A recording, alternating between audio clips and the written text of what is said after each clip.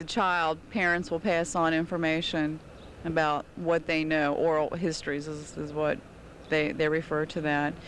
Do you recall things that your parents passed on to you about what they were faced with, or what history that was shared with them, with their roots, with where they came from? Yes, my father's uncle, Uncle Bud McIntyre, Bud Haley McIntyre, he used to sit us down and talk about the our family tree.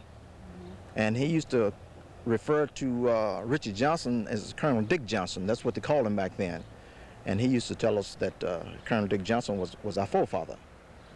And gee, I don't have any notes with me, but I could run it all the way back.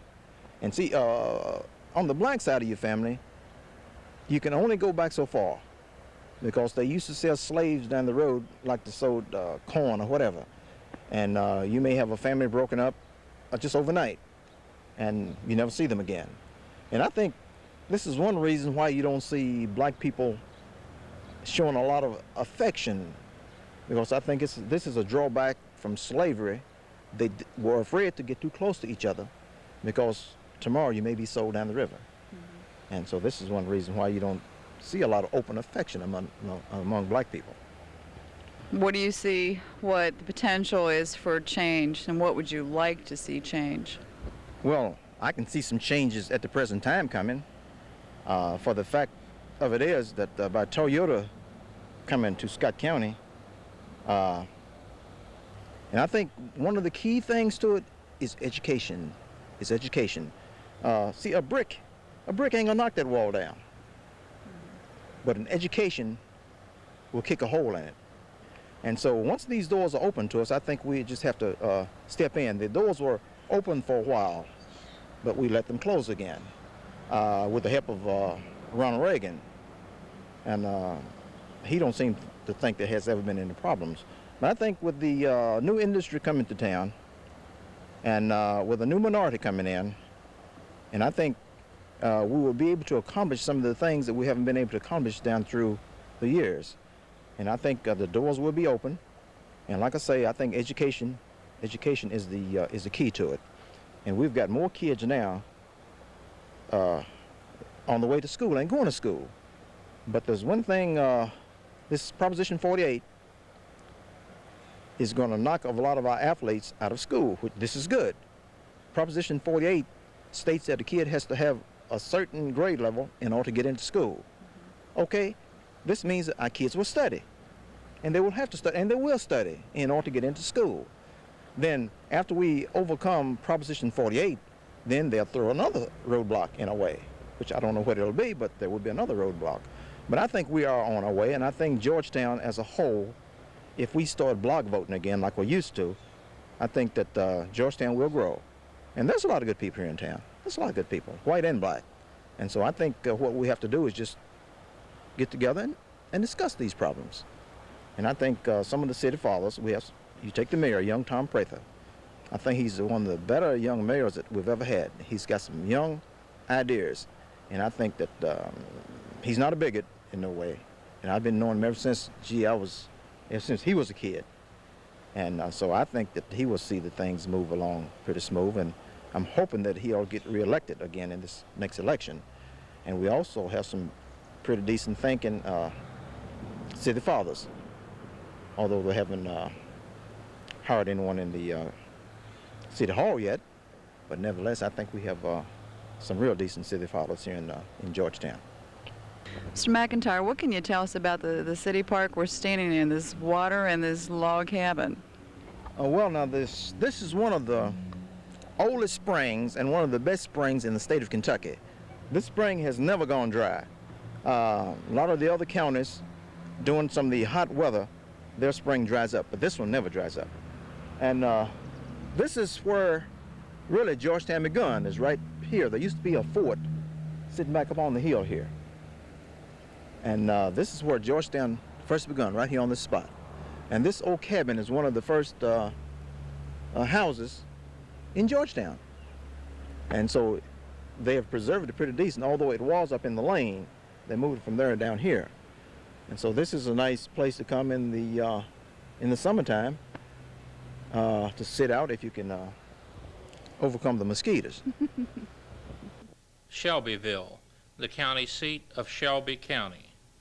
Shelby County population, 23,968. Area square miles, 385. Rank, 38. Shelby County is located in the 6th Congressional District. Dorothy McGinnis. And what kind of work are you doing here? Well, I'm a volunteer for the clerk to help with the older records in what they call the archives department of the county clerk's office. And we answer the inquiries that come in about people's ancestry dating from 1792, when we became a county, the same time that Kentucky became a state. And we have our old records dating back to 1792, which is wonderful considering that so many courthouses have either burned or have lost a lot of their records, but ours have been preserved down through the years by people like Sue Carroll Prairie, who is our clerk, and take the interest in seeing that these records are kept and available to the people who want to see what has been preserved of our history. Of course, everything's based on history, I think. You're right. And if you do away with history, you're going to make a lot of mistakes. And history will preserve your background, and it'll show the progression of the whole area. This was an agricultural area up until the middle of last century. And the families that came in here, one item I'd like to mention that people might not know is that in 1820s, middle 1820s, there were more people in this county than there have been up until the last census. And the families were large. It was an agricultural county. There wasn't enough land for everybody to make a living on. So they began to migrate to across the river to Indiana, and then from there to Illinois, Missouri, Iowa, various states. So you'll find the descendants of the early pioneers that were here all over the Midwest and the West.